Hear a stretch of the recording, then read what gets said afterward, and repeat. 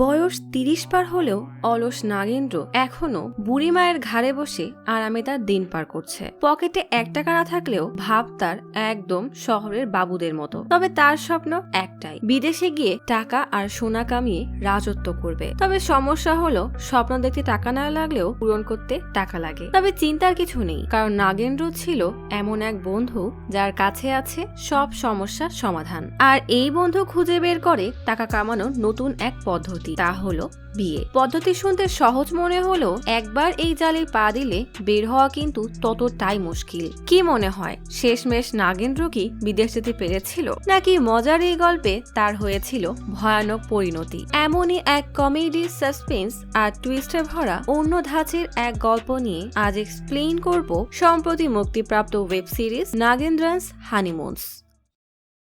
সালটা ১৯৭৮। গভীর রাতে মাঠের মাঝ দিয়ে দুইটা লোক দৌড়ে আসছে। নদীর পাড়ে এসে লুকিয়ে দুজন প্রচুর ভয়ে হাঁপাতে থাকে। নাগেন্দ্র তার বন্ধু সোমানকে বলে, যাকে তুই বোকা ভেবেছিলি সে খুবই চালাক, এবার দেখে নিস ও আমাদের ছাড়বে না। শুধু ও না, আরো কিছু মানুষ আমাদেরকে হন্যে হয়ে খুঁজছে, আজ না হয় কাল আমাদেরকে ধরে ফেলবে। তোর বুদ্ধি শুনে আমি অনেক বড় ভুল করে ফেলেছি, আমি এখন নিজেকে শেষ করে এই সব শেষ করব। বলেই নদীতে লাফ দিতে গেলে সোমান এসে নাগেন্দ্রকে কোন রকমে আটকে বলে, কি বললি? আমার জন্য তুই ফেসে গেছিস? আরে আমি এসব করেছি তোর জন্য, যেন তুই তোর স্বপ্ন পূরণ করতে পারিস। শেষ একবার চল, তারপর আর এরা কোনোদিন তোকে খুঁজেও পাবে না। নাগেন্দ্র চুপচাপ দাঁড়িয়ে থাকে। প্রশ্ন হলো, এরা এমন কি কাজ করেছে যে মানুষ তাদের জীবনের পিছনে পড়ে আছে? আর এই দুজন কোন স্বপ্নের কথা বলছে? এই প্রশ্নগুলোর উত্তর খুঁজতে যেতে হবে কিছুদিন আগে। ভোর হতেই নাগেন্দ্রর বয়স্ক মা প্রচুর পায়ে ব্যথা নিয়ে উঠে ঘরের সব কাজ করে। বড় হাঁড়ি করে পানি গরম দেয়, তারপর চা বানিয়ে বয়েমের তলানিতে জমা শেষ চিনিটুকু চায়ে দিয়ে নাগেন্দ্র রুমে দরজায় রাখে। তারপর গরম কয়লা একটা পাত্রের উপর রেখে নাগেন্দ্রর শার্ট আয়রন করে। এরপর মাঠে কাজে চলে যায়। কুম্ভকর্ণ নাগেন্দ্র তখনও নাক ডেকে ঘুমিয়ে হাজার হাজার টাকার স্বপ্ন দেখায় ব্যস্ত। সূর্যের তাপ একটু বাড়তেই আলো এসে নাগেন্দ্র চোখে মুখে লাগে। মহাশয় প্রচুর বিরক্ত হয়ে বলে, এই মহিলা না ঠিকমতো ঘুমাতে দিবে না স্বপ্ন দেখতে। তারপর উঠে বাইরে এসে কয়লা দিয়ে দাঁত মাজতে মাজতে দেখে তার বয়সী সবাই তখন কোদাল নিয়ে মাঠে কাজ করতে যাচ্ছে। এমন চাষাপুষাদের দেখে নাগেন্দ্রর গা গুলিয়ে ওঠে। দেখেছেন তার ভাব কেমন? একেই বলে গরিবের ঘোড়া রোগ। যাই হোক, বাবু মশাই গোসল করে আয়রন করা শার্ট গায়ে দিয়ে আয়নার সামনে এসে চুল আর মোচ আছড়ে বাবু হয়ে বের হয়। তবে বাইরে গেলে টাকা লাগবে, তাই মায়ের মাটির ঘোড়া থেকে কয়েকটা পয়সা পেয়ে পকেটে রেখে দেয়। মুরগির ঘরে কয়েকটা ডিম দেখে সেগুলোও তুলে নিয়ে চলে আসে হোটেলে ভাত খেতে। দোকানদার নাগেন্দ্রকে দেখে বেশ বিরক্তি নিয়ে বলে, তা আজ জলদি এসেছো, সূর্য নিশ্চয়ই তোমাকে সাধুবাদ দিয়েছে। নাগেন্দ্র কাচুমুচু করতে করতে মুরগির ডিমগুলো টেবিলে রাখতেই দোকানদার বলে, এই ডিম দিয়ে শুধু ডোসাই হবে, রোজ বাকিতে খেতে আসো, লজ্জাও কি করে না? নাগেন্দ্রর আবার ওসব লজ্জা টজ্জা নেই, তাই সে আরামে ডোসা আর চা পাতির ছিটা ফুটা দিয়ে বানানো কালো চা খেয়ে বেঞ্চেই ঘুমিয়ে যায়, যেন এই দোকানের মালিক তিনি। কিছুক্ষণ পরেই নাগেন্দ্রর বন্ধু সোনাম দুধ নিয়ে আসলে দোকানদার গোপী বলে, এটা দুধ নিয়ে আসার কোনো সময় হলো? কাস্টমাররা সবাই কালো চা খেয়ে গেছে, এমন হলে কিন্তু আমি অন্য কারো থেকে দুধ নিব। সোনাম বলে, ও হো গোপী, আমি তো অনাথ, একটু তো দয়া করো, আসলে কাল যাত্রা থেকে ফিরতে দেরি হয়ে গিয়েছিল তাই উঠতে দেরি হলো। তা নাগেন্দ্র আছে? গোপী বলে, যাও ওকে নিয়ে বের হও, এখনই সবাই দুপুরের খাবার খেতে আসবে। সোনাম এসে নাগেন্দ্রকে ডাকতেই নাগেন্দ্র কেঁপে ঘুম থেকে ওঠে। সোনাম বলে, এই ভর দুপুরে কেউ ঘুমায় নাকি? জানো, কাল আমি যাত্রায় ইন্সপেক্টর মৌলির অভিনয় করেছি, সবাই আমার জন্য হাততালি দিচ্ছিল, আর ভালো অভিনয়ের জন্য আরো 4টা যাত্রাপালার প্রস্তাব পেয়েছি। চলো এখন মাথায় স্যারের বাসায় যাব। ঘুম ভরা চোখে নাগেন্দ্র বলে, আমি অনেক ক্লান্ত, তুমিই যাও। সোনাম বলে, সারাদিন বসে বসে ঘুমালে ক্লান্ত তো লাগবেই, আজ মাথায় স্যারের মেয়েকে ছেলেরা দেখতে আসবে, মুরগি দিয়ে ভাত খাওয়াবে। খাওয়ার নাম শুনে নাগেন্দ্র এক না বরং 2 পায়ে যাওয়ার জন্য রাজি হয়ে যায়। মানে ঘুম আর খাওয়া ছাড়া নাগেন্দ্র জীবনে আর কোনো কিছু নেই। সাইকেলে যাওয়ার পথে দূর থেকে নাগেন্দ্রর হবু স্ত্রী প্লাস মামাতো বোন জোনাকিকে দেখে নাগেন্দ্রকে বললে নাগেন্দ্র কোন রকমে মুখ লুকিয়ে বলে, খবরদার এখানে থামাবি না। সোনাম বলে, না না আমি এমন অভদ্র না, বলেই সাইকেল থামালে জোনাকি লাজুক লাজুক হাসি দিয়ে নাগেন্দ্রর কাছে এসে বলে, জানেন বাবা আর আপনার মা মিলে আমাদের বিয়ের দিন ঠিক করবে, এই তো সামনের আগস্ট বা সেপ্টেম্বরে। নাগেন্দ্র বলে, আমি এসবের মধ্যে নেই, বিয়ে করা মানে আমার স্বাধীনতা নষ্ট করা, বাবার মতো ভুল আমি করব না। জোনাকি বেচারি কষ্ট আর অপমানে কান্না শুরু করলে সোনাম বলে, তুই কি পাগল নাকি, ও তোর জন্য কাঁদছে। নাগেন্দ্র বলে, দোষ তো তোর, বললাম সাইকেল থামাস না, চল এখন। সোনাম সাইকেল নিয়ে চলে যেতেই বেচারি জোনাকি কান্না করতে থাকে। রাতে দুই বন্ধু মুরগি দিয়ে ভাত খেয়ে বেশ রাতেই বাসার পথে রওনা দেয়। পরের দিন সকালে কুম্ভকর্ণ নাগেন্দ্র ছোট এক টেবিলের উপর শুয়ে আছে। মায়ের উঠান ঝাড়ু দেওয়ার শব্দে ঘুম ভেঙে গেলে মাকে সব বন্ধ করতে বলে, মানে নিজেও কাজ করবে না, কাউকে করতেও দিবে না। মা রেগে বলে, তোর লক্ষণ একদম তোর বাবার মতো। নাগেন্দ্র বলে, হ্যাঁ বাবার মতোই তোমাকে ছেড়ে একদিক হাঁটা দিব। মা এসে বলে, তা গিয়ে কি ভিক্ষা করে খাবি? আর তুই জোনাকিকে কি বলেছিস? কাল এসে আমার কাছে বসে কান্নাকাটি করে গেল। শোন, এমন নায়িকার মতো আমি হাতছাড়া হলে পরে লাখো কান্নাকাটি করলেও পাবি না। নাগেন্দ্র বলে, তোমার এত ভালো লাগলে তুমিই বিয়ে করো, তারপর কাজকাম করো, এসব আমার দ্বারা হবে না। মা রেগে ঝাঁটা দিয়ে বাড়ি দিয়ে বলে, তাহলে এখান থেকে বের হয়ে যা। প্রতিদিনের মতোই নাগেন্দ্র দোকানে শুয়ে নাক দেখে ঘুমাচ্ছে। সোনাম পুলিশের গেটআপে এসে নাগেন্দ্রকে ডাকতেই নাগেন্দ্র সত্যিকারের পুলিশ ভেবে হক চকিয়ে ওঠে। সোনাম বলে, আজ পুরো টিমকে নিয়ে এসেছি, বুঝলে? আর শোনো, আজ পলসকে দেখলাম 8 বছর পরে কুয়েত থেকে ফিরেছে। 7 থেকে 8টা ট্যাক্সি ভরা জিনিস, পুরো হাবভাবই বদলে গেছে। আমাকে দেখে জড়িয়ে ধরলো আর তোমার কথা জিজ্ঞেস করলো। আজ রাতে পলসের সাথে আড্ডা দিতে যাবো, রেডি থেকো। রাতে পলসের সাথে আড্ডা দিতে বসলে পলস বিদেশি ড্রিঙ্কস দিয়ে বলে, নাও টেস্ট করো। নাগেন্দ্র বলে, না না, আমি ড্রিঙ্কস করি না। পলসের জোড়াজুড়িতে বেচারা নাগেন্দ্র এক ঢোক নিয়ে মুখ বাঁকিয়ে ফেলে। পলস বলে, আমি জেদ করেছিলাম কুয়েতে গিয়ে অনেক টাকা কামাবো, আর আজ দেখো আমার 3 বোনকে ভালো পরিমাণে যৌতুক দিয়ে বিয়ে দিয়েছি। মায়ের সেবা করার জন্য 2টা মেড রেখেছি। টাকা থাকলে এসব কোনো ব্যাপারই না। সোনাম জিজ্ঞেস করে, তা এর পরের প্ল্যান কি? পলস বলে, শুনেছি তুমি নাকি ঘটক হিসাবে কাজ করো, তাহলে এই গ্রামের সবার ক্রাশ চাকুর ছোট মেয়ে রোজির সাথে আমার বিয়ের ঘটকালি করো। নাগেন্দ্র হতবাক হয়ে বলে, তুমি কি পাগল হলে নাকি? চাকু কি রাজি হবে? সোনাম বলে, হবে না আবার? এই গ্রামে পলসের মতো টাকাওয়ালা আর কেউ আছে নাকি? গভীর রাতে পলস তার আগের প্রেমিকার সাথে দেখা করতে আসলে হঠাৎ প্রেমিকার বাবা চলে আসে। বাইরে পলসের স্যান্ডেল দেখে তারা বুঝে যায় ভেতরে কেউ আছে। তাই রাগে বন্দুক বের করে বাসার সামনের আর পেছনের দরজায় দাঁড়িয়ে থাকে। বেচারা পলস মনে করে আজই তার জীবনের শেষ দিন। নাগেন্দ্র তখন বাইরেই পাহারায় বসা ছিল, হাতে বিদেশি ড্রিঙ্কসের বোতল। বুদ্ধি করে বোতলটা প্রেমিকার বাবার গাড়ির উপর ফেলে, আর দুজন মনে করে ভেতরের লোকটা বনের দিকে গেছে। তাই সেদিকে গেলে নাগেন্দ্র পলসকে পেছনের দরজা দিয়ে বের করে নিয়ে দে দৌড়। বেশ খানিকটা দৌড়ে এসে ক্লান্ত হয়ে মাটিতেই শুয়ে পড়ে। আজ পলসের জান আর সম্মান বাঁচানোর জন্য পলস নাগেন্দ্রকে বলে, তোমার কি চাই বন্ধু, শুধু একবার বলো। নাগেন্দ্র বলে, আমি কুয়েত যেতে চাই, তোমার মতো বড়লোক হতে চাই। পলস হাসতে হাসতে বলে, ব্যাস এইটুকুই? ঠিক আছে, আমি তোমাকে কুয়েত নিয়ে যাব। কিছুদিন পরেই সোমানের ঘটকালিতে রোজি এবং পলসের বিয়ে হয়ে যায়। রাতে পলস বলে, রোজির বাবা সবাইকে কত গর্ব করে বলছিল যে দেখো আমার মেয়ে জামাই কুয়েতে থাকে। আমি কি ভাবছি জানো, কুয়েতে আর যাবো না, এখানেই একটা রেডিমেড কাপড়ের দোকান খুলবো। নাগেন্দ্র বলে, এত টাকা তোমার কাছে আছে? পলস বলে, নাই, তবে রোজির বাবা কাল যৌতুকের টাকা দিলে ব্যবস্থা হয়ে যাবে। আর নাগেন্দ্র, চিন্তা করো না, আমার বসের সাথে কথা বলে তোমাকে ভালো একটা চাকরির ব্যবস্থা করে দিব। তোমাকে বালির মধ্যে কষ্ট করতে হবে না,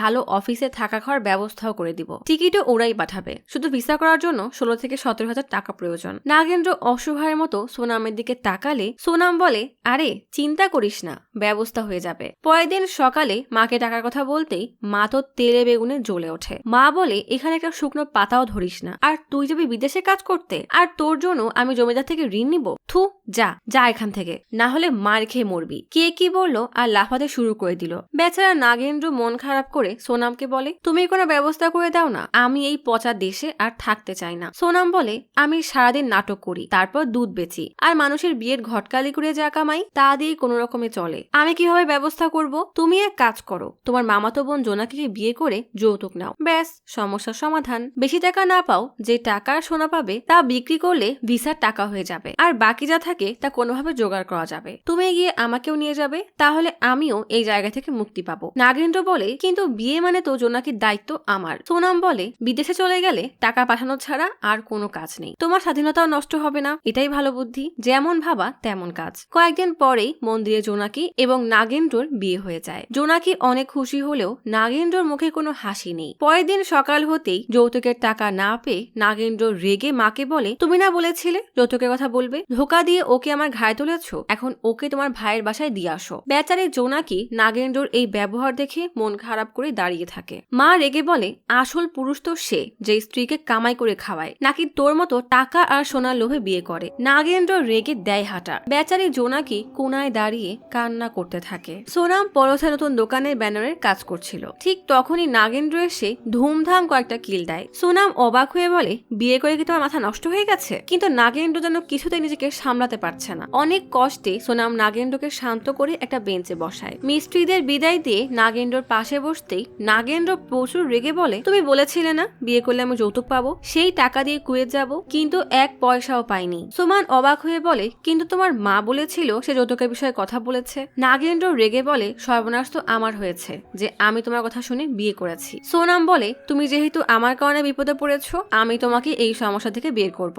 আমাকে একটু ভাবতে দাও, কোনো বুদ্ধি পেলে তোমাকে ডেকে পাঠাবো, সাথে চিকেনও খাওয়াবো। নাগেন্দ্র উঠে চলে যেতে গেলে সোনাম পিছন থেকে বলে, তুমি যেমন যৌতুক পাওনি তেমন ঘটকালি করার জন্য আমিও কিন্তু কমিশনটা পাইনি, তাও তোমাকে আমার টাকা দিয়ে খাওয়ানো হবে। কি যে জ্বালা। রাতে বাড়ি ফিরতেই বাড়ি থেকে নাগেন্দ্র জোনাকি এবং তার মায়ের কথা শুনতে পায়। মা জোনাকিকে বলে, আমি ইচ্ছা করে ওকে কিছু বলিনি, কারণ আমি সবসময় চাইতাম তুই আমার ঘরে বউ হয়ে আয়, আর আমার ভাইয়ের কাছে যৌতুক দেওয়ার মতো এক পয়সাও নেই, তাও আমি জানি। এখন যা করার তোমাকেই করতে হবে। আমার ছেলেটাকে শক্ত হাতে নিজের বশে আনতে হবে। এই জন্য তোমাকে আমি একটা জায়গায় নিয়ে যাব, সেখানে গিয়ে সুতা বাঁধলে নাগেন্দ্র তোমার আঁচলে বাধা পড়বে। এতেও কাজ না হলে এর থেকেও বড় উপায় আমার জানা আছে। এদিকে চাঁদি গোপীর ধাবায় বসে সোনামকে বলে, আমার স্ত্রীর ডেলিভারি ডেট এসে গিয়েছিল, তাই আমি পুরো কমিশনের টাকা অ্যাডভান্স নিয়েছিলাম। এখন সেই টাকা কিভাবে ফেরত দিব? মেয়ে পক্ষে কোনো চাহিদা নেই, শুধু ওরা একটা খ্রিস্টান ছেলে চায়, এমনকি যৌতুক দিতেও রাজি আছে। সোনাম বলে, ঠিক আছে আমি দেখছি, তবে আমার কমিশনের কথা কিন্তু ভুলে যেও না। চাঁদি যেতেই সোনাম তার পকেট থেকে ডায়েরি বের করে ছেলে খুঁজছিল। ঠিক তখনই নাগেন্দ্র হন্তদন্ত করে আসে। সোনাম নাগেন্দ্রকে চিকেন দিয়ে ভাত খাওয়ায়। খেতে খেতে নাগেন্দ্র সোনামকে তার মা আর স্ত্রী জোনাকির সব কথা জানিয়ে বলে, আমি ওই বাড়ি ফিরতে চাই না। সব শুনে সোনাম অবাক হয়ে বলে, যেহেতু ওরা তোকে ধোকা দিয়েছে তাই তুই ওদেরকে ধোকা দিবি, তুই বিদেশ যাবি আর আমি তোকে পাঠাবো। নাগেন্দ্র অবাক হয়ে বলে, সেটা কিভাবে? সোনাম বলে, কাল রাতে তৈরি থেকো, আমরা কাল রাতে এই গ্রাম ছেড়ে চলে যাব। কিন্তু যাব কোথায়? সোনাম বলে, এসব আমার উপর ছেড়ে দাও, 3 মাসের মধ্যেই তোমাকে আমি বিদেশ পাঠিয়েই ছাড়বো। পরের দিন রাতে সোনাম সাইকেল নিয়ে নাগেন্দ্রর বাড়ির বাইরে অপেক্ষা করতে থাকে। নাগেন্দ্র নিজের জিনিসপত্রটা ট্রাঙ্কে ভরে সোনামের সাথে বেরিয়ে যায়। সকাল হয়ে যায়। পাথানা মথিটা নামক এক জায়গা। লিলি নামে এক মেয়ের বাবা কাশতে কাশতেই বকবক করতে থাকে যে এই নিয়ে 16 বার আমার মেয়ের বিয়ে ভেঙে গেল। এদিকে আমার ছেলে আর ছেলের বউয়ের কোনো চিন্তাই নেই। লিলির ভাই ভার্কি তখন কেবল খেতে বসেছে। বাবার এমন গালমন্দ শুনে খাবার ছেড়ে বাবার ঘরে এসে শান্ত গলায় বলে, আমি চেষ্টা করছি তো, তুমি তো জানো লিলি মানসিকভাবে অসুস্থ। লিলির বাবা রেগে বলে, এসব কোনো অসুখ না, আসলে তুমি এই সব সম্পত্তি ভোগ করতে চাও তাই না? কিন্তু একটা কথা কান খুলে শুনে নাও, যতদিন না লিলির বিয়ে হচ্ছে আমি এই সম্পত্তি ভাগ করে দিব না। ভার্কি রেগে রুম থেকে বের হতেই তার মা খাবার প্লেট নিয়ে তার কাছে এসে বলে, 2 দিন ধরে লিলি কিছুই খায়নি, নিজেকে ঘরের বন্দি করে রেখেছে, কিছুতেই দরজা খুলছে না। এদিকে ঘরের মধ্যে লিলি বিয়ে জিনিসপত্র ভাঙচুর করে ছড়িয়ে ছিটিয়ে রেখেছে। পাগলের মতো চুল এলোমেলো করে কাঁদতে কাঁদতে কলা খাচ্ছে। ভার্কি লিলির ঘরের দরজা নক করে বলে, এভাবে না খেয়ে থেকে কি হবে, বাবা তোমায় ডাকছে। লিলি রেগে বিছানার পাশে থাকা টেবিল ঘড়িটা দরজায় ছুঁড়ে মারে। ভার্কি এবার লিলিকে শান্ত করতে বলে, আমি আগামী সপ্তাহে তোমার বিয়ের ব্যবস্থা করব। বিয়ের কথা শুনে লিলি খুশি হয়ে বিছানা থেকে নেমে আয়নার সামনে বসে চুল আঁচড়াতে শুরু করে। তারপর জিজ্ঞেস করে, তুমি আমাকে খাওয়ানোর জন্য মিথ্যা বলছো না তো? ভার্কি বলে, না মিথ্যা বলছি না, ছেলেটা বেশ ভালো, নাম জোসেফ। ছেলের নামটাও লিলির বেশ পছন্দ হয়। তাড়াতাড়ি পরিপাটি হয়ে রুমের দরজা খুলে ভাইয়ের হাত থেকে খাবারের প্লেটটা নেয়। কিন্তু খাবার পছন্দ হয় না বলে খাবার মেঝেতে ছুঁড়ে বলে ভাবিকে বলবে শ্বশুর শাশুড়িকে মাখন না লাগিয়ে পাউরুটি আর জ্যাম আর মাখন দিয়ে যেতে বলো। বলেই রাগ দেখিয়ে নিজের ঘরে চলে আসে। কে বলেছে যে লিলি পাগল? আসলে সে জাতে মাতাল, কিন্তু তালে ঠিক। সোনাম এবং নগেন্দ্র টেম্পো করে লিলির গ্রামে পৌঁছায়। চাঁদি আগে থেকে তাদের জন্য অপেক্ষা করছিল। চাঁদি লিলির বাবা আভাচরণের বিশাল জায়গা জমি ঘুরিয়ে দেখাচ্ছে। সোনাম জিজ্ঞেস করে, এখানে কতটুকু জায়গা আছে? চাঁদি বলে, এই তো 18 একর। নাগেন্দ্র এসব দেখে দেখতে একটু পিছিয়ে গেলে সোনাম বলে, আরে জোসেফ। সোনাম তাকে জোসেফ বলে ডাকছে দেখে নাগেন্দ্র বেশ অবাক হয়ে যায়। অর্থাৎ টাকার জন্য বন্ধুর নাম ধর্ম সব বদলে দিয়েছে। যাই হোক, 3 জন মিলে লিলির বাড়িতে দেখা করতে আসে। ভার্কি নাগেন্দ্রকে জিজ্ঞেস করে, তুমি সাথে তোমার বাবা মাকে নিয়ে আসলে না কেন? নাগেন্দ্র ঘাবড়ে গেলে সোনাম পরিস্থিতি সামাল দিতে বলে, আসলে ছোটবেলায় ওর বাবা মা মারা গেছে, এরপর ও 4 চেয়ে বড় হয়েছে, ক্লাস 6 পর্যন্ত পড়ালেখা করেছে, এখন একটা বড় হোটেলের ক্যাশে বসে। ভার্কি নাগেন্দ্রকে বেশ ভালোই লাগে। এরপর লিলির সাথে নাগেন্দ্রকে একা একা কথা বলতে পাঠায়। লিলিকে এমন অদ্ভুত ভাবে তাকাতে দেখে নাগেন্দ্র বেশ ঘাবড়ে যায়। লিলি বোকার মতো হেসে বলে, তোমাকে আমার ভালো লেগেছে। নাগেন্দ্র ইচ্ছা না থাকা সত্ত্বেও মাথা নাড়িয়ে বলে, হ্যাঁ। লিলি এক লাফে নাগেন্দ্রর দিকে এগিয়ে আসে। নাগেন্দ্র হুট করে লিলিকে লাফাতে দেখে চমকে গিয়ে নিজেই পিছিয়ে যায়। লিলি হেসে জিজ্ঞেস করে, আমাকে বিয়ে করবে? নাগেন্দ্র আবারও মাথা নাড়িয়ে হ্যাঁ বললে লিলি আবারও লাফ দিয়ে এগিয়ে আসে। লিলির মা আর ভাবি আড়াল থেকে এসব দেখে বলে ছেলেটা আবার সব বুঝে না ফেলে। লিলি আবারও হেসে বলে, আমাকে সপ্তাহে 4 দিন সিনেমা দেখাতে হবে, নতুন নতুন শাড়ি কিনে দিতে হবে, আর তাজমহলে ঘুরতে নিয়ে যেতে হবে। নাগেন্দ্র মাথা নাড়িয়ে বলে, আমি সবকিছুতে রাজি। লিলি খুশি হয়ে আবারও নাগেন্দ্রর দিকে এগিয়ে এসে হুট করে বেশ গম্ভীর গলায় বলে, যদি আমাকে ধোকা দাও তাহলে কিন্তু কুয়ার মধ্যে উল্টা ঝুলিয়ে দড়ি কেটে দিব। নাগেন্দ্র এবার সত্যি বেশ ভয় পেয়ে যায়। লিলির সাথে দেখা করে নাগেন্দ্র সোনামের কাছে এসে বলে, এটা আমাকে কোথায় নিয়ে আসলে? মেয়েটা অনেক অদ্ভুত। সোনাম বলে, সব ঠিক হয়ে যাবে। শুনলে না, ওরা যৌতুক দিতে রাজি হয়ে গেছে। এদিকে চাঁদি ভার্কিকে বলে, ছেলেটা লিলির অসুস্থতার কথা জেনে যাওয়ার আগেই ওর সাথে লিলির বিয়ে দিয়ে দাও। ভার্কি হেসে বলে, ঠিক আছে। লিলিরও ছেলে পছন্দ হয়েছে, আবার বাবাও ভীষণ খুশি। আগামী শুক্রবার বিয়ে দিন হিসাবে ঠিক করো। যথারীতি পরের শুক্রবার লিলির সাথে জোসেফ মানে নাগেন্দ্রর বিয়ে হয়ে যায়। মেয়ের বিয়ে হতে দেখে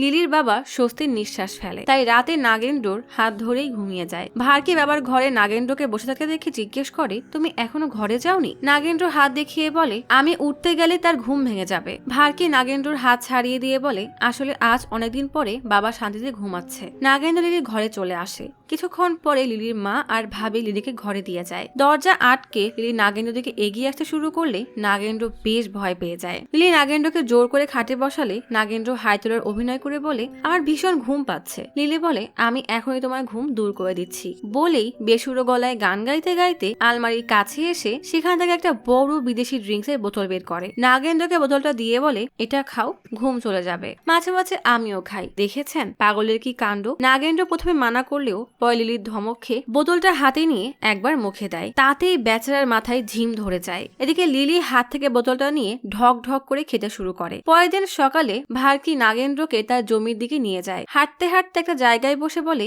বিয়েটা এত হুট করে হয়ে গেল যে তোমার সাথে কথা বলার সময়ই পাইনি। এই গ্রামে বাবার বেশ সুনাম আছে, এই সব জমি আমাদেরই। ছোট থেকেই আমার চাষবাসের প্রতি কোনো আগ্রহ ছিল না। আমার স্ত্রীর ভাই মানে আমার শালা আমেরিকায় থাকে। সে বলেছিল আমরা যেন সেখানে গিয়েই সেটেল হয়ে যাই। সে আমার জন্য একটা চাকরিও খুঁজে দিবে, কিন্তু লিলি আর বাবার জন্য যেতে পারিনি। এখন তুমি এসে গেছো, তুমি এসব নিয়ে ভাবনা চিন্তা করবে। নাগেন্দ্র কিছু বলতে গেলে ভার্কি নাগেন্দ্রর কাঁধে হাত রেখে বলে, এই সব জমি যা দেখছো সব তো তোমারই। তোমার বিয়ে হয়েছে, ওই গ্রামের চাকরি ছেড়ে এখানে চলে আসো। গ্রামের সব জমি তোমার, শুধু শহরের জমিটা আমি নিতে চাই। ওটা বিক্রি করে পরিবার নিয়ে আমেরিকা চলে যাব। তাছাড়া লিলির নামে আমার ব্যাংকে 3000 টাকা রেখেছি, আমি তোমাকে সেটা দিয়ে দিব। এইসব জমি দিয়ে তোমার ভালোই আয় হবে। আমার বিশ্বাস তুমি লিলি আর বাবার খেয়াল রাখবে। বলেই ভার্কি হেসে চলে যায়। নাগেন্দ্র বুঝতে পারে লিলির ভাই তার উপর সব দায়িত্ব চাপিয়ে দিয়ে পরিবার নিয়ে আমেরিকা যাওয়ার প্ল্যান করছে। সোনাম দেখা করতে আসলে নাগেন্দ্র তাকে সব খুলে বলে। সোনাম বেশ চিন্তিত হয়ে বলে, 3000 দিয়ে কি হবে? তোর বিয়েতে তো আমাকে 3000-এর বেশি খরচ করতে হয়েছে।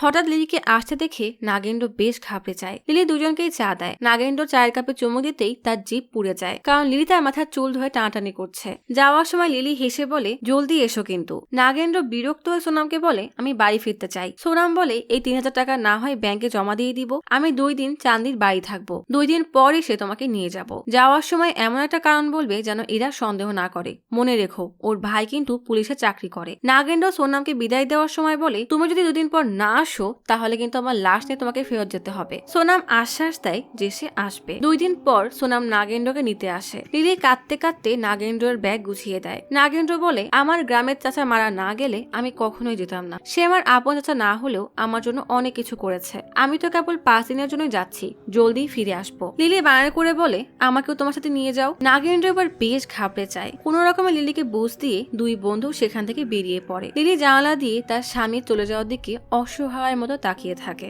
যদিও সে জানে না নাগেন্দ্র আর ফিরে আসবে না। বাসে করে সোনাম আর নাগেন্দ্র কাছাড়াগড়ে চলে আসে। বাস থেকে নেমে একটা ধাবায় আসে। সোনাম তার বন্ধু বাসিরকে কল করে একজনের নাম ঠিকানা নিয়ে নেয়। এদিকে নাগেন্দ্র মনের সুখে খেয়েই যাচ্ছে। খাওয়া শেষে নাগেন্দ্র বিল দিতে গেলে সোনাম বলে, ফোনের বিলটাও দিয়ে দিও। বাধ্য হয়ে নাগেন্দ্র সেটাও দেয়। এরপর 2 জন বাসিরের দেওয়া ঠিকানা অনুযায়ী একটা লজে চলে আসে। লজের মালিক বেশ বয়স্ক, জুটের দোকানে বসে আছে। সোনাম বাসিরের নাম নিলেই চাচা তাদেরকে দোতলার একটা রুম দেখিয়ে দেয়। চাচা যেতেই সোনাম আর নাগেন্দ্র ঘরে ঢুকে পড়ে। নাগেন্দ্র আরাম করে বিছানায় বসলে সোনাম জরুরি কাজে বাইরে চলে যায়। নাগেন্দ্র তার টাকাগুলো হিসাব করতে থাকে যে তার কাছে এখন কত আছে আর কত টাকা সে খরচ করে ফেলেছে। ঠিক তখনই কেউ জোরে জোরে দরজা ধাক্কালে নাগেন্দ্র দ্রুত তার টাকাগুলো বালিশের নিচে লুকিয়ে দরজা খুলে দেয়। সাথে সাথেই সোনাম আর বাসির ঘরে ঢোকে। বাসির নাগেন্দ্রকে বলে, আমাকে সোনাম তোমার ব্যাপারে সব বলেছে। বাসির নাগেন্দ্রকে ভালো করে দেখে বলে, কাজ তো হয়ে যাবে, কিন্তু নিজের নাম বদলাতে হবে। সোনাম বলে, কোনো ব্যাপার না। সোনাম নাগেন্দ্রকে বলে, এখানে থাঙ্গাল নামের একজন নামি দামি লোক থাকতো,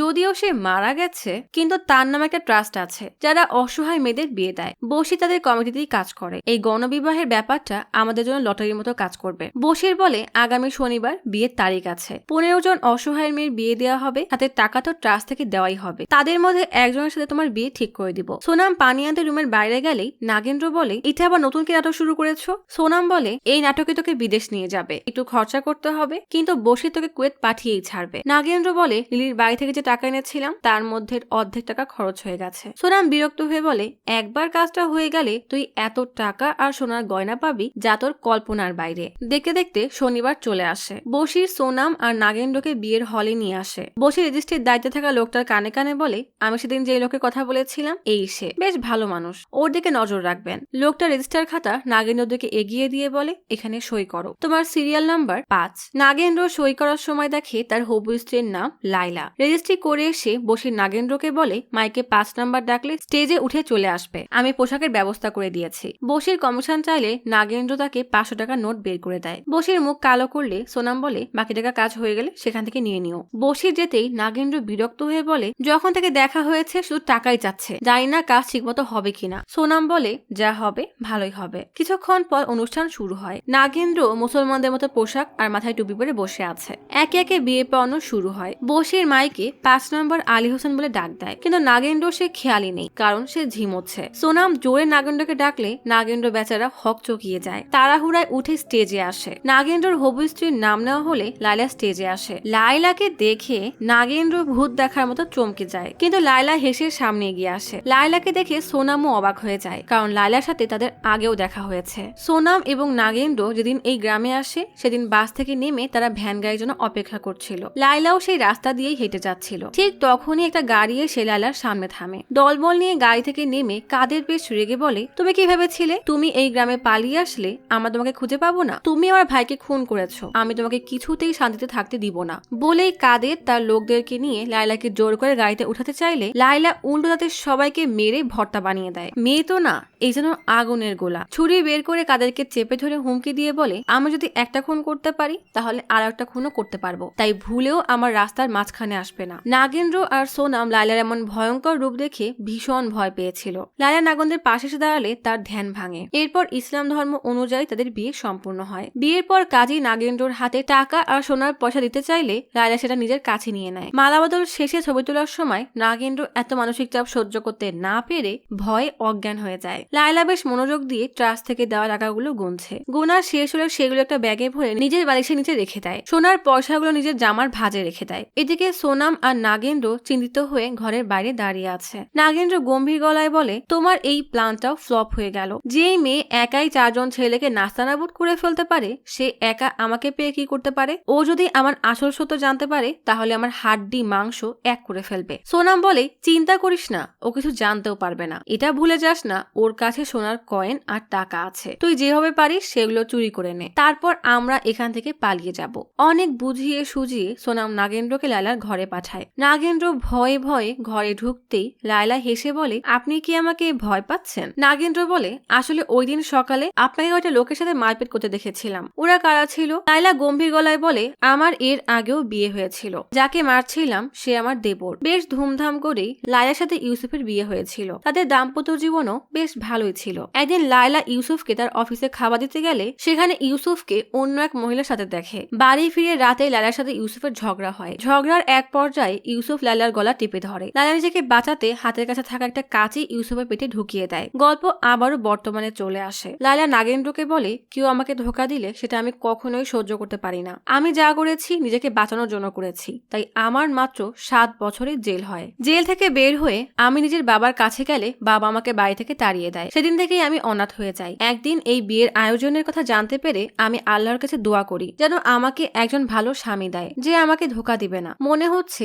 আল্লাহ আমার দোয়া কবুল করে নিয়েছেন। আমাকে দেখে ভয় পাওয়ার কিছু নেই, যা হয়েছে সব ভুলে যান। কাল আমাদের বাড়ি যাওয়ার পরে আমি আপনার গল্প শুনবো। রাতে লাইলা নাগেন্দ্রকে জড়িয়ে ঘুমোচ্ছে। লাইলাকে ঘুমিয়ে যেতে দেখে নাগেন্দ্র আস্তে আস্তে উঠে পড়ে। কোনো রকমের শব্দ না করে ধীরে ধীরে লাইলার ব্যাগের কাছে এসে সেই টাকাগুলো খুঁজতে থাকে। অনেক খোঁজাখুঁজির পর টাকাগুলো পেয়েও যায়, কিন্তু সোনার কয়েনগুলো খুঁজে পায় না। হঠাৎ লাইলার দিকে তাকাতেই দেখে লাইলার গলার কাছে সোনার কয়েন। নাগেন্দ্র লাইলার কাছে এসে সোনার কয়েন নেওয়ার চেষ্টা করে, কিন্তু লাইলা জেগে যাবে সেই ভয়ে নাগেন্দ্র শুধু টাকাগুলো নিয়ে সেখান থেকে পালিয়ে যায়। এদিকে লিলির বাড়িতে ভাইকে ডিউটি শেষ করে ঘরে ফিরতেই লিলির বাবা আবারও বিলাপ শুরু করে দেয়, কারণ মেয়ের জামাই এতদিন হলো ফিরছে না। লিলির বাবা বলে, সেদিনের ছেলে আমাদেরকে বোকা বানিয়ে চলে গেল। ভারকি বাবার ঘরে এসে শান্ত গলায় বলে, এখন চিৎকার করে কি হবে? লিলির বাবা অনেক রেগে বলে, এখন এটা ছাড়া আমি আর কি বা করতে পারি? সম্পত্তি ভাগাভাগির লোভে কোনো কিছু না দেখেই আমার মেয়ের সাথে ওই ছেলের বিয়ে দিয়ে দিলে। ভারকি দীর্ঘ নিঃশ্বাস ফেলে নিজের ঘরে চলে আসে। ঠিক তখনই তার স্ত্রী ভারকির হাতে খবরের কাগজে ছাপানো সেই গণবিবাহের অনুষ্ঠানের ছবি দেখিয়ে বলে, লিলির স্বামী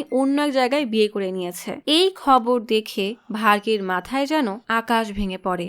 গল্প চলে আসে কৃষ্ণর বাসায়। কৃষ্ণ ছোট দুই মেয়ে বারান্দায় বসে খেলছে। পাশেই বসা কৃষ্ণ ইতস্তত করে মাধবনকে বলে, চল্লিশ একটু বেশি বয়স হয়ে গেল না? সাবিত্রী ডিসেম্বরে 21-এ পা রাখবে। দরজার কোনায় দাঁড়ানো মাধবী খোঁচা মেরে বলে, হ্যাঁ, তোমার সাবিত্রী শুধু 21 না, 6 মাসের গর্ভবতীও। মাধবন মাধবীকে থামিয়ে বলে, বাচ্চারা শুনবে, চুপ করো। তারপর কৃষ্ণকে বলে, বয়স নিয়ে তুমি চিন্তা করো না, দরকার তো আমাদেরই। আমি একটা ঘটককে চিনি, সে প্রভাসের ভাগ্নের জন্য গত মাসে একটা সম্বন্ধ নিয়ে এসেছিল। সেখানেই আমার পরিচয় হয়। আমি তাকে সাবিত্রী সম্পর্কে ধারণা দিয়েছিলাম। সে আমাকে গতকাল ব্যাংক থেকে কল করেছে, আমি তাকে এখানে আসতে বলেছি। কৃষ্ণ বলে, তাদের থেকে সত্য লুকিয়ে বিয়ে দেওয়াটা ধোকা হয়ে গেল না? মাধবী বলে, ধোকা তো তোমার মেয়ে দিয়েছে, একটা সুযোগ এসেছে তার থেকে পিছু ছাড়ানোর, সেখানেও সে রাজি না। মাধবন মাধবীর কথায় পাত্তা না দিয়ে কৃষ্ণকে বলে, ছেলে নামবুতুরি জাতের না হলেও ভালো পরিবারের, মাদ্রাজের এক হোটেলে রিসিপশনিস্টের জব করে, আর মা থিপুনিথুরা গ্রামে থাকে। তার শুধু এটুক চাওয়া যে একজন তার মায়ের খেয়াল রাখবে। কৃষ্ণ জিজ্ঞেস করে, আমি সাবিত্রীর সাথে এই ব্যাপারে কিভাবে কথা বলবো? মাধবী চিৎকার দিয়ে বলে, তুমি যদি বলতে না পারো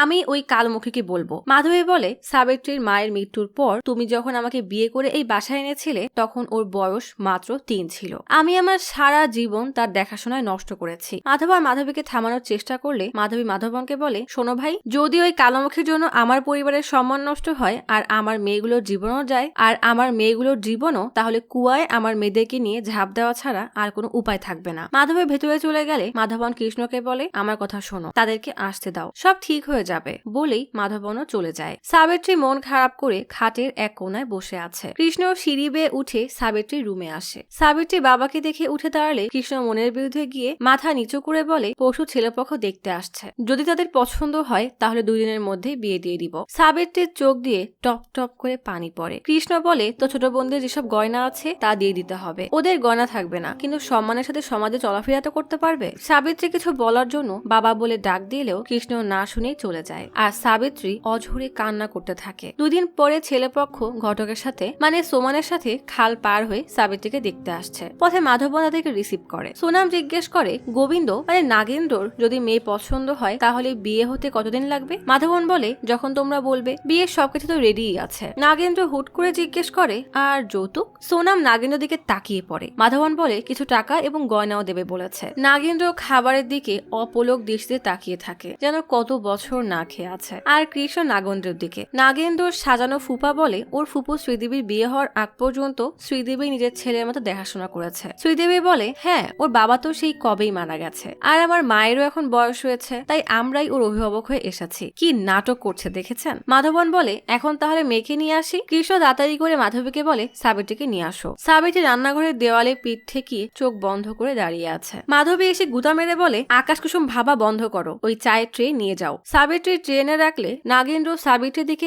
এক নজর দেখে 1 কাপ তুলে নিলেই শ্রীদেবী ধাক্কা মেরে জিজ্ঞেস করে, পছন্দ হয়েছে? আপনারা কিছু মনে না করলে তাদেরকে একান্তে কথা বলতে দেন, আসলে এখন তো সময় পাল্টে গেছে। নাগেন্দ্র সোনামের দিকে তাকালে সোনাম ইশারায় হ্যাঁ বলে। সকলের অনুমতিতে দুজনের বারান্দায় গিয়ে দাঁড়ায়, কিন্তু সাবিত্রী কোনো কথা না বলে পিলারের সাথে হেলান দিয়ে চুপচাপ দাঁড়িয়ে থাকে, যেন সে একটা জড় পদার্থ ছাড়া আর কিছুই না। নাগেন্দ্র ভয়ে কোনো কথা কথাই বলে না। বেশ কিছুক্ষণ পরে নাগেন্দ্র বলে, আমরা কি ভেতরে যেতে পারি? সাবিত্রী মাথা নাড়ালে সাথে সাথেই তার বমি আসে। নাগেন্দ্র কিছু বুঝে উঠতে পারে না যে এমন কেন হলো। সাবিত্রী দৌড়ে পেছনের বারান্দায় গিয়ে বমি করে দেয়। ছেলেপক্ষ চলে গেলে সাবিত্রী পুকুরের ধারে গিয়ে বসে এক বুক হতাশা নিয়ে একা একাই কান্না করতে করতে সব মনে করতে থাকে। বাকি 5টা মেয়ের মতো সাজুগুজু করে বাবার সাথে হাসি ঠাট্টা করে সাবিত্রী কলেজে যেত। একদিন কলেজে অল্প বয়স্ক নতুন এক শিক্ষক আসে। ক্লাস দিতে নিতে তার নজর সাবিত্রীর উপর পড়ে। সাবিত্রীও সেটা খেয়াল করে। দুজনের চোখাচোখি বাড়তে থাকে। এরপর একে অপরকে ভালোবাসা। একদিন শিক্ষক সাবিত্রীকে ভুলিয়ে ভালিয়ে একটা হোটেলে নিয়ে আসে। ব্যাস, এখানেই সাবিত্রী সবচেয়ে বড় ভুলটা করে বসে। বেশ কিছুদিন পরে সাবিত্রী বুঝে যায় সে প্রেগনেন্ট। এই কথা সেই শিক্ষককে জানালে শিক্ষক সাবিত্রীকে ভরসা দেয় যে সব ঠিক হয়ে যাবে। বেশ কিছুদিন হয়ে যায়। হঠাৎ শিক্ষকের কোনো খোঁজ নেই। ক্লাসরুমে বসে সাবিত্রী এসব নিয়ে চিন্তা করছিল। তখন এক বান্ধবী এসে ডাক দিলে সাবিত্রী দৌড়ে অফিস রুমে গিয়ে দেখে সেই শিক্ষকের জায়গায় অন্য কেউ বসা। মানে সে এখান থেকে চলে গেছে, অর্থাৎ পালিয়ে গেছে। হতাশ সাবিত্রী হাঁটতে হাঁটতে এক দেওয়ালে হেলান দিয়ে দাঁড়িয়ে পেটে হাত দেয় আর ভাবতে থাকে এই বাচ্চার কি হবে আর সেই বা কি করবে। গল্প বর্তমানে আসে দেখা যায় পকুয়া থাঙ্গাল চ্যারিটেবল ট্রাস্টের অফিসে ভার্কি এসেছে। ভার্কির হাতে নাগেন্দ্রর বিয়ের আগের ছবি। ভার্কি কাজের কাছে রেজিস্টার দেখতে চায়। ভার্কি চেক করে দেখে মালাপুরামের আলী হোসেনের সাথে কান্নুরের লাইলা সুলতানের বিয়ে হয়েছে। পাশে অফিসে কিছু লোক দাঁড়ানো। মুখ ভরা দাড়ি লোকটার নাম কবির, যে আয়োজনের সাথে কানাকানি করছিল। ভার্কি কবিরের কাছে সে জিজ্ঞেস করে একে চেনো কিভাবে। কবির কিছু না বললে ভার্কি কবিরের কলা ধরে হুমকি দেয়। ভয়ে কবির ভার্কিকে বশিরের বাসায় নিয়ে আসে। বশিরের মা বশিরকে ডাক দিলে বশির বাইরে এসে জিজ্ঞেস করে কি হয়েছে। কবির বলে চলো, একটা বড় লটারি পেয়েছি। বশির বিস্তারিত জানতে চাইলে কবির বলে ওই স্যার বলবে। বশির জিজ্ঞেস করে কে উনি। কবির বলে চলো তো, সব জানতে পারবি। এরপর ভার্কি বশিরকে নদীর পাড়ে নিয়ে এসে জিজ্ঞেস করে তোমাকে কিভাবে চেনো। বশির বলে আমি ওকে ভালোভাবে চিনি না, বাজারে কয়েকবার দেখা হয়েছিল তাই। ভার্কি বলে দেখো ওর সম্পর্কে কি জানো আমাকে বলো, ও আমাকে অনেক বড় বিপদে ফেলে পালিয়েছে। বশির বলে আমি আপনার সাহায্য করতে পারবো না বলেই হাঁটা শুরু করলে ভার্কি বশিরকে বেধর মারা শুরু করে। মার খেয়ে বশির বলে সোনাম আমার বন্ধু, তাই অনুরোধ করে ওই লোকের নাম লিখে দিতে বলেছিল, এই জন্য আমাকে কিছু টাকাও দিয়েছিল। ভার্কি জিজ্ঞেস করে তারা কোথায় গেছে। বশির বলে ওটা পালাম। এই কথা জানার পরে ভার্কি বশিরকে ছেড়ে দিয়ে চলে যায়। এদিকে সাবিত্রীর বিয়ের দিন চলে আসে। রেজিস্ট্রি অফিসে নাগেন্দ্র বেশ ইতস্তত করে সাইন করে। এরপর সাবিত্রীর পালা আসলে সে একবার বাবার দিকে তাকায়। কৃষ্ণ সাইন করতে বললে সাবিত্রীর চোখ দিয়ে টপ টপ করে পানি পড়ে রেজিস্ট্রি খাতা ভিজে যায়। সাবিত্রী সেখানেই সাইন করে দেয়। নাগেন্দ্র চোখে মুখে আতঙ্কের ছাপ স্পষ্ট। বিয়ে শেষে বাসায় এসে সাবিত্রী বসে বসে কান্না করে। বাইরে শ্রীদেবী কৃষ্ণ এবং মাধবীকে বলে মাইলাপুরে আমার স্বামীর আত্মীয়রা থাকে, সেখানেই আজকে রাতে থাকবো, কালকে এসে গোবিন্দ এবং সাবিত্রীকে নিয়ে যাব। সোনাম যাওয়ার আগে নাগেন্দ্রর কাঁধে হাত রেখে একটা চোখ টিপ দেয়। নাগেন্দ্র কৃষ্ণকে বলে আমি ওদের রাস্তা পর্যন্ত এগিয়ে দিয়ে আসছি। রাস্তায় এসে নাগেন্দ্র সোনামের হাতে কিছু টাকা দেয়। সোনাম টাকা গুনে বলে এটা তো অনেক কম, তুমি আরো দিবে বলেছিলে। নাগেন্দ্র বলে এটাই ঠিক আছে, এমনিতে ওরা বেশি ভালো নাটক করেনি। সোনাম বলে তারা গত 4 থেকে 5 দিন ধরে ক্যারেক্টারে ডুবেছিল, তাদের প্রাপ্য পারিশ্রমিক দেওয়া উচিত। নাগেন্দ্র বলে ওদেরকে এর বেশি দিলে আমাদের কিছুই থাকবে না। সোনাম রেগে বলে কাসারগাঁওয়ের বিয়ে থেকে টাকা না জমিয়ে ভাঙতে বলেছিল কে। নাগেন্দ্র বলে আমি যদি চুরি করতাম তাহলে ওই মেয়ে আমাকে পুড়িয়ে মারতো। এখন এইটা রাখো, বাকি পরে দেখা যাবে। আমি আজ রাতেই পালাবো, তুমি হোটেল ভাড়া নিও আর রাতে জেগে থেকো। সোনাম জিজ্ঞেস করে আজ রাতে? আর ওর বাবা কি গয়না দিয়েছে? হ্যাঁ দিয়ে গেছে। এখন এখানে থেকে আমার আর কোনো কাজ নেই, গয়না আমার ট্রাঙ্কে রাখা আছে। সোনাম বলে ঠিক আছে, সাবধানে থেকো, রাতে দেখা হবে। সব হিসাব নিকাশ শেষে নাগেন্দ্র বাসায় ফিরে আসে। বেশ রাত হয়ে গেছে। নাগেন্দ্র তার ট্রাঙ্ক নিয়ে পালানোর জন্য রেডি, কিন্তু সে বুঝে উঠতে পারে না কোন দিক দিয়ে বের হবে। এই বাসায় এত সিঁড়ি যে কোনটা যে কোন দিকে গেছে কে জানে। অনেক উকিঝুঁকির পরও একটা সিঁড়ি দিয়ে নাগেন্দ্র নিচে এক রুমে নামে। সেখানে এসেও তার মাথা ঘুরে যায়, কারণ সেই রুমের চারিদিকে শুধু দরজা। অনেক চিন্তা ভাবনার পরে এক দরজা দিয়ে বের হলেও ঘুরে ফিরে আবারও অন্য দরজা দিয়ে সেই রুমেই চলে আসে। এ যেন এক গোলক ধাঁধা। নাগেন্দ্র আবারও সিঁড়ি বেয়ে উপরে উঠলে কুকুর ডেকে ওঠে। নাগেন্দ্র ভয় পেয়ে যায়। নিজেকে কোন রকমের সামনে হাঁটা শুরু করলেই নুপুরের শব্দ পায়, কি যেন তার দিকেই আসছে। হঠাৎ কে যেন সাদা রঙের শাড়ি পরে দৌড় দেয়। ভয়ে নাগেন্দ্র কিছু চিন্তা না করেই সামনের দিকে দৌড়াতে থাকে। দৌড়াতে এক রুমে এসে দাঁড়ায়, যেখানে সাবিত্রী গলায় দড়ি দিতে যাচ্ছে। নাগেন্দ্র খেয়াল করে সামনে নুপুর পরা এক পা উঁচু করা। উপরে তাকিয়ে দেখে সাবিত্রী ঝুলে আছে। তাড়াতাড়ি করে সাবিত্রীকে ধরে বসে। সাবিত্রীর ফাঁস খুলে ফেলে। নাগেন্দ্র জিজ্ঞেস করে এসব কি করছো। সাবিত্রী খেয়াল করে নাগেন্দ্রর ট্রাঙ্ক রাখা। সাবিত্রী বুঝে যায় নাগেন্দ্র এখান থেকে পালাচ্ছে।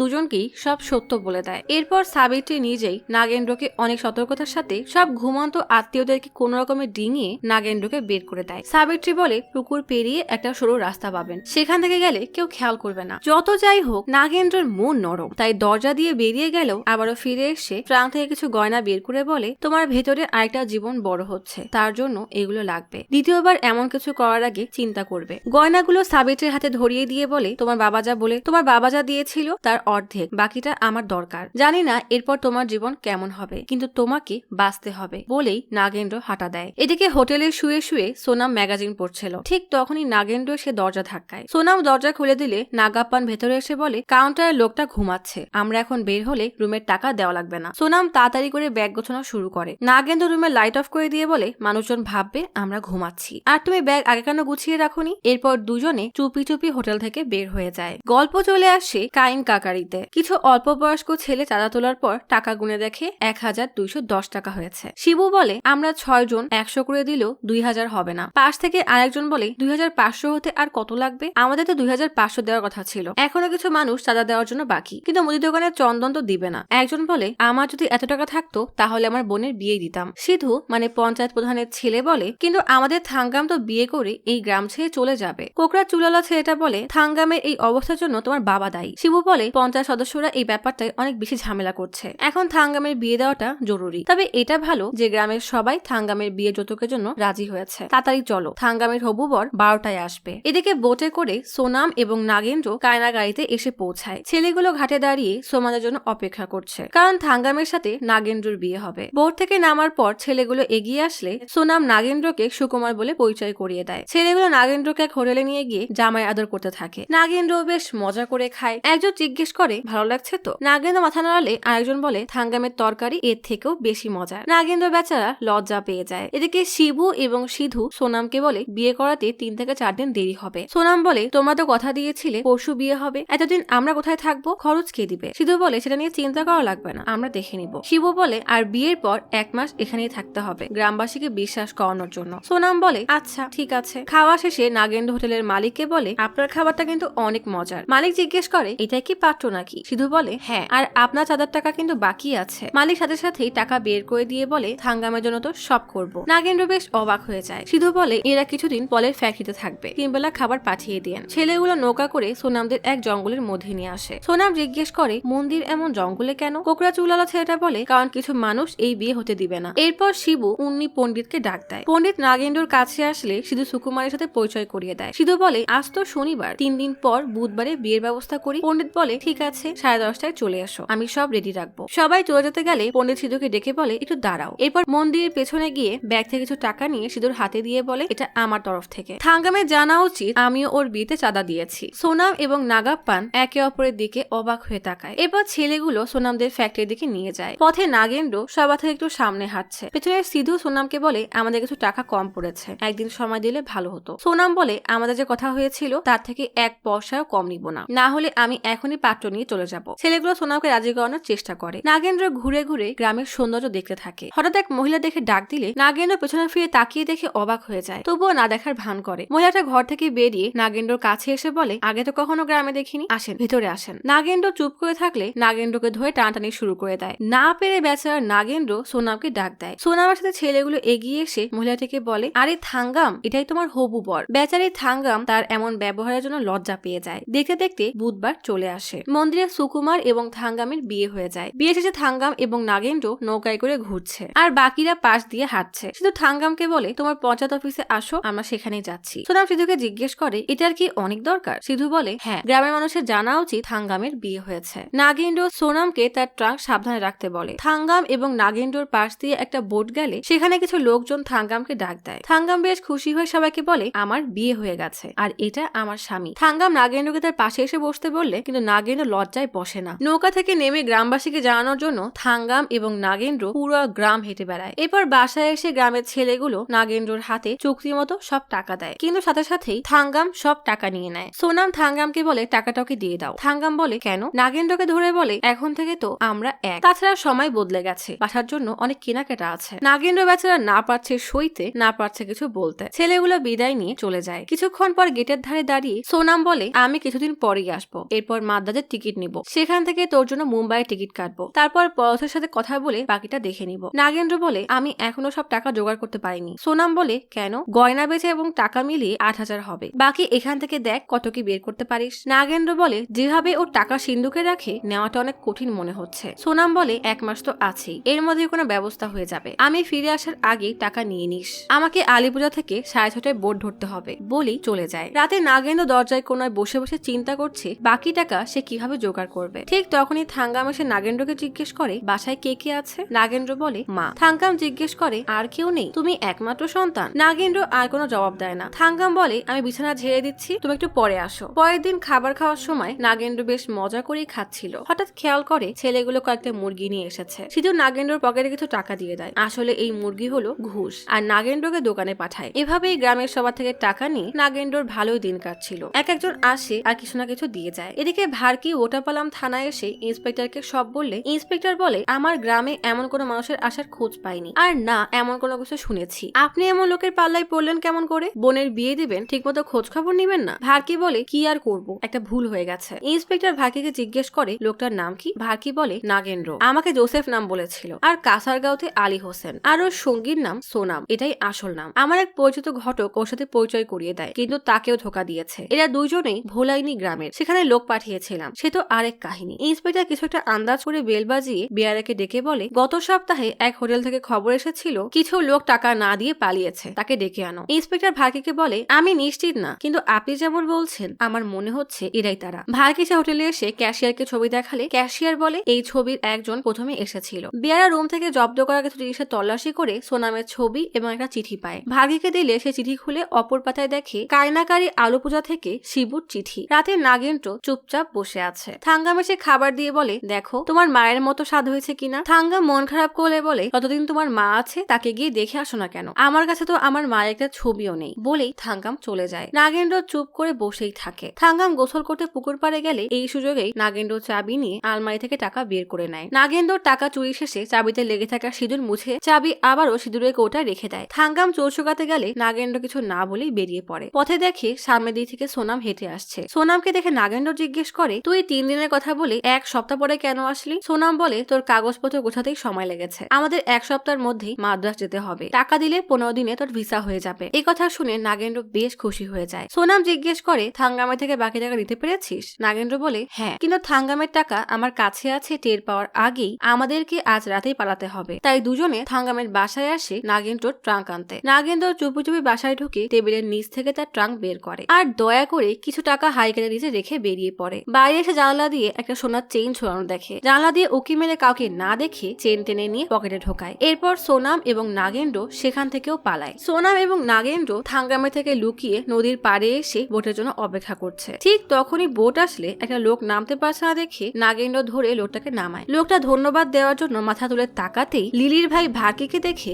নাগেন্দ্র ভূত দেখার মতো চমকে কেঁপে ওঠে। ভার্কি নাগেন্দ্রকে ধরে ফেললে সোনাম দে দৌড়। নাগেন্দ্র বারবার সোনামকে ডাকলে সোনাম আবারও এসে পেছন থেকে ভার্কির গলা চেপে ধরতেই ভার্কি নাগেন্দ্রকে ছেড়ে সোনামকে ধরে। সুযোগ বুঝে নাগেন্দ্র আর সোনাম প্রাণপণে ছুটতে থাকে। পেছন থেকে ভার্কি এসে সোনামের ব্যাগ ধরে ফেলে তিনজনের মধ্যে হাতাহাতি শুরু হয়ে যায়। মারামারির এক পর্যায়ে ভার্কিকে ফেলে দুজন কোনো রকমে দৌড়ে পালায়, কিন্তু ভার্কির কাছে নাগেন্দ্রর ব্যাগটা থেকেই যায়। দুইজন দৌড়ে নদীর পাড়ে আসে আর এই দৃশ্যটাই গল্পের প্রথমে দেখানো হয়েছিল। নাগেন্দ্র বলে এই ভার্কি সব জেনে গেছে, ও আমাদেরকে ধরে ফেলবে, একবার ধরলে জেল ছাড়া আর কোনো পথ নেই। আমার মন আমাকে বারবার এই কাজগুলো করতে মানা করছিল, তারপর আমি একের পর এক পাপ করে গেছি, এখন আমার মরা ছাড়া আর কোনো উপায় নেই বলেই দৌড়ে পানিতে ঝাঁপ দিতে গেলে সোনাম নাগেন্দ্র কোন রকমে আটকে শান্ত করে বলে তুমি এমন করলে এতদিনের মেহনতে কোনো দামই থাকবে না, তাহলে আমাদের বিদেশ যাওয়ার স্বপ্নের কি হবে? আর মাত্র একবার বিয়ে করো, এটাই শেষ, এরপর আমরা এসব থেকে বহু দূরে চলে যাব। নাগেন্দ্রর মন না মানলেও তাকে এখন সোনামের কথা শুনতেই হবে, কারণ সে খুব বাজেভাবে ফেসে গেছে। পরের দিন সকালে তামিলনাড়ুর এক বাসায় নাগেন্দ্র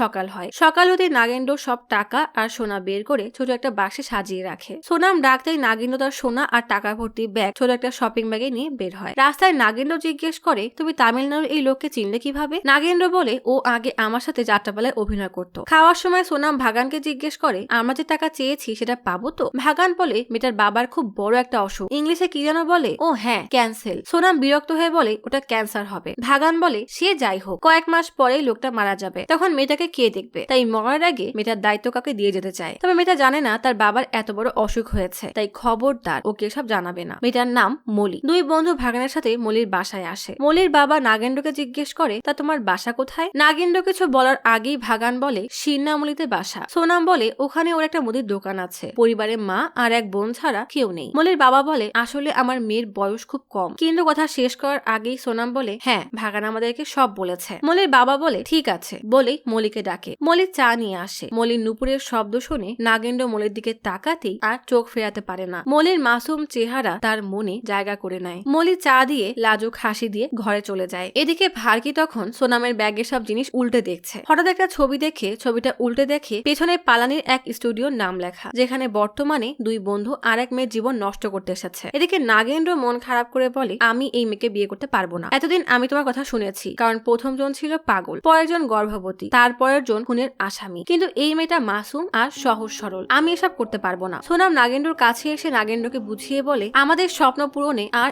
একটা ধাপ বাকি, আর তুমি আমাকে এভাবে ধোকা দিচ্ছ। এসব আমি তোমার জন্যই করেছি। ভেবেছিলাম তুমি বিদেশ চলে যাবে আর বাকি টাকা দিয়ে আমি আরামে জীবন কাটাবো। নাগেন্দ্র তবুও রাজি না হলে সোনাম প্রচুর রেগে বলে আমার পক্ষে এখন গ্রামে ফিরে যাওয়া সম্ভব না, পুলিশ আমাকে ধরবে। বলেই ড্রিঙ্কসের বোতল ভেঙে নাগেন্দ্রকে দিয়ে বলে তার চেয়ে ভালো তুমি আমাকে মেরে ফেলো। এসব দেখে ভাগান আসলে সোনাম রাগ করে চলে যায়। ইচ্ছা না থাকা সত্ত্বেও পরের দিন সকালে নাগেন্দ্র মলিকে বিয়ে করতে আসে। মলি বেশ ভক্তির সাথেই নাগেন্দ্রকে স্বামী হিসাবে মেনে নেয়। এদিকে তীব্র অপরাধ বোধ নাগেন্দ্রকে কুড়ে কুড়ে খাচ্ছে। এত মানসিক যন্ত্রণা সহ্য করতে না পেরে নাগেন্দ্র রাতে অনেক ড্রিঙ্কস করে। মলির বাবা তখন বিভোরে ঘুম। সোনাম নাগেন্দ্রকে বলে অনেক হয়েছে, এখন গিয়ে ঘুমাও। নাগেন্দ্র নেশার ঘুরে বলে আমি আজ ওকে সব সত্য বলে দিব। সোনাম নাগেন্দ্রকে হাজার থামালেও সে শোনে না, সোজা গিয়ে মলির ঘরে ঢোকে। নাগেন্দ্রকে এই অবস্থায় দেখে মলি কি বলবে তা ঠিক বুঝে উঠতে পারে না। তারপর কি ভেবে যেন আলমারি থেকে একটা বাক্স বের করে নাগেন্দ্রকে দিয়ে বলে বাবা এটা আপনাকে দিতে বলেছে। বলে বাক্সটা বিছানায় রেখে নাগেন্দ্রর পা ধরে প্রণাম করতে গেলেই নাগেন্দ্র সরে গিয়ে বলে আমি এই সম্মানের অযোগ্য। মলি অবাক হয়ে কাঁদতে কাঁদতে বলে আমি কোনো ভুল করে ফেলেছি, আপনি কি রাগ করে আছেন? নাগেন্দ্র কাঁদতে কাঁদতে বলে আমি সবাইকে ধোকা দিয়ে তোমাকেও এমনকি নিজেকেও ধোকা দিয়েছি।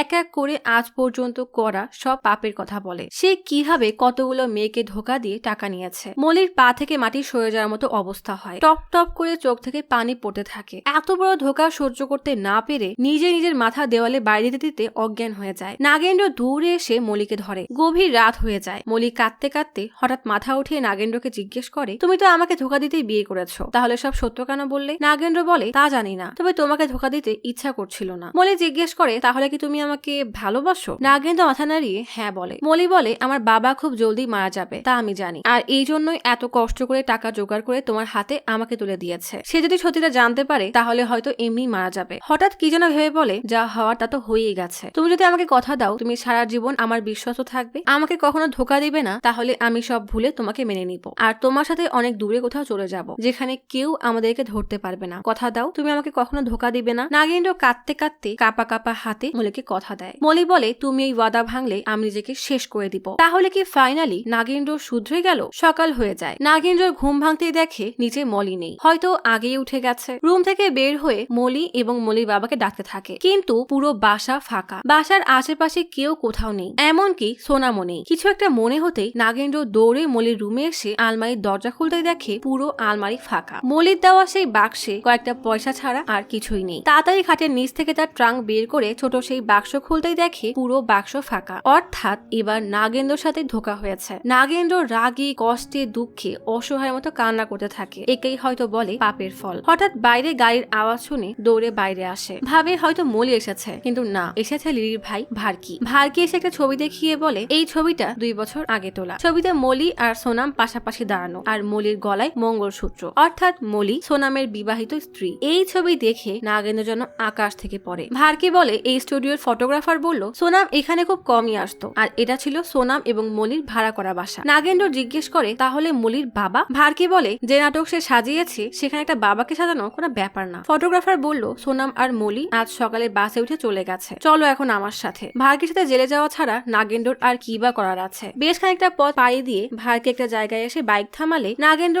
আশপাশটা অবাক হয়ে দেখতে থাকে। ভার্কি বলে এত অবাক হওয়ার কি আছে, এটা তোমার বাড়ির রাস্তা। নাগেন্দ্র বলে আমাকে জেলে যেতে হবে না। ভার্কি বলে সেটা পরে দেখা যাবে, বাসায় যাও, পরে এসে ছাতা নিব। নাগেন্দ্র ধীরে ধীরে হাঁটতে হাঁটতে বাসার দিকে এগোতে থাকে। আশেপাশে সব প্রতিবেশীরা এসে নাগেন্দ্রকে দেখে হাসতে দেখে বেচারা লজ্জায় ছাতা দিয়ে মুখ ঢেকে বাসায় আসে। এতদিন পর ছেলেকে দেখে মা খুশি তো হয় না, উল্টা প্রচুর রাগে গালি দিয়ে দেয় হাঁটা। স্বামী এসেছে শুনে জোনাকি দৌড়ে আসে। নাগেন্দ্র লজ্জায় চোখ নামিয়ে নেয়। হঠাৎ সাবিত্রী বমি করতে করতে দৌড়ে আসে। সাবিত্রীকে দেখে নাগেন্দ্র হতবাক হয়ে তাকিয়ে থাকে। সাবিত্রীকে সামলাতে লাইলা দৌড়ে আসলে নাগেন্দ্র কি যে করবে নিজেও বুঝে উঠতে পারে না। পাগলি লিলি নারকেল খেতে খেতে দৌড়ে আসে। পেছন থেকে থাঙ্গাম এসে ইশারায় জিজ্ঞেস করে কি এসব। জোনাকি বেচারি তখনও কান্না করেই যাচ্ছে। হতবম্ব নাগেন্দ্র একে একে 4টা শখ খেয়ে চোখ বড় বড় করে আমাদের দিকে তাকায়। এবার তো নাগেন্দ্রকে কাজ করতেই হবে, না হলে 5টা স্ত্রীর খরচ কিভাবে চলবে। যৌতুকের টাকা তো এমনিই গায়েব হয়ে গেছে। তবে এবার শুরু হয় নাগেন্দ্রর